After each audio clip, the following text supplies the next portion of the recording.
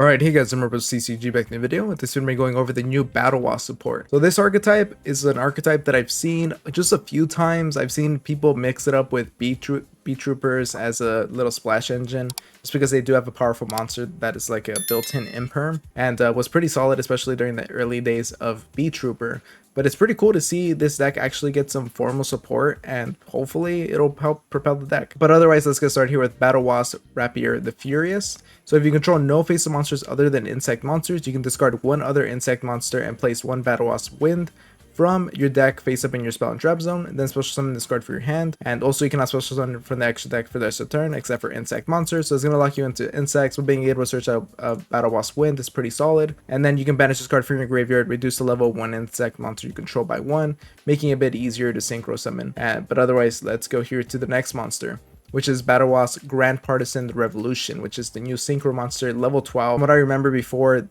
the last one wasn't that insane. Their last synchro monsters they just seem like outdated. But we're gonna get started here with the actual new one.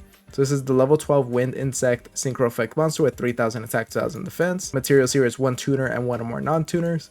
You can only use the third effect of this card's name once per turn. It cannot be destroyed by card effects. Okay, that's always nice to see. Insect synchro monsters you control gain 200 attack for each of your banished insect monsters. There's a lot of ways to get some things banished, and if this card becomes banished, you can special summon it.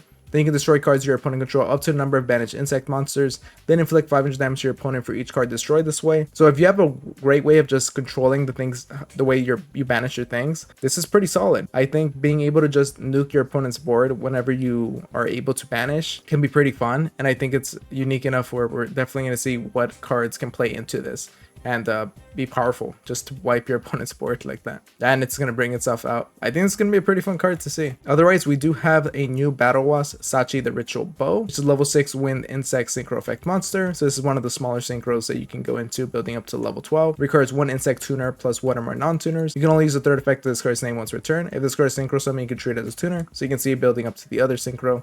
And then you can return one continuous spell you control to the hand. During your main phase this turn, you can normal summon one Battlewasp monster in addition to your normal summon / that. Makes it easier to extend your plays, especially if they have trigger effects upon their normal summon.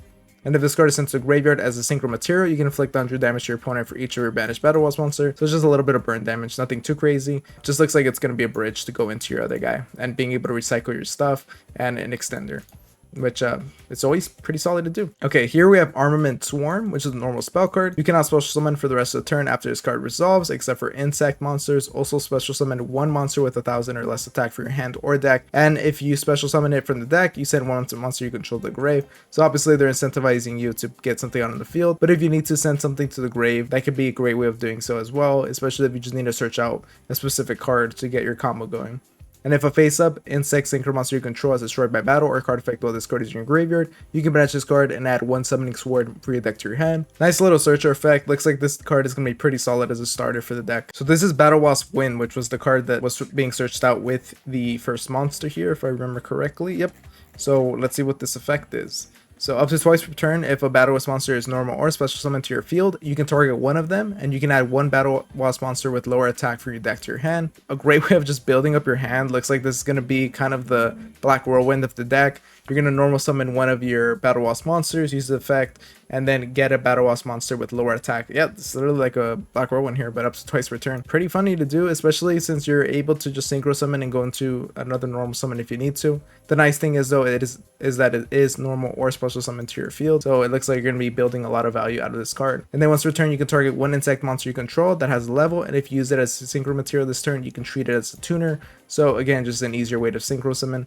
It looks like the deck is kind of oriented around building around this Battlewasp Wind here, as we do have a more focus on the continuous spell search in the form of the bounce here in the form of the B-Force, and then also the search that we saw with Rapier the Furious. But it seems like a decent line of support. I don't know exactly how much it's going to do for the deck, just because a lot of the deck doesn't seem completely up to date with the current Yu-Gi-Oh status, but there is some powerful form monsters. Like I know there's one Battlewasp monster that's able to just tribute and imperm something on the board, which is pretty powerful and just a regular monster. But otherwise, if you guys enjoyed the video, make sure to like, comment, subscribe, and I'll see you guys next time. Thank you for watching.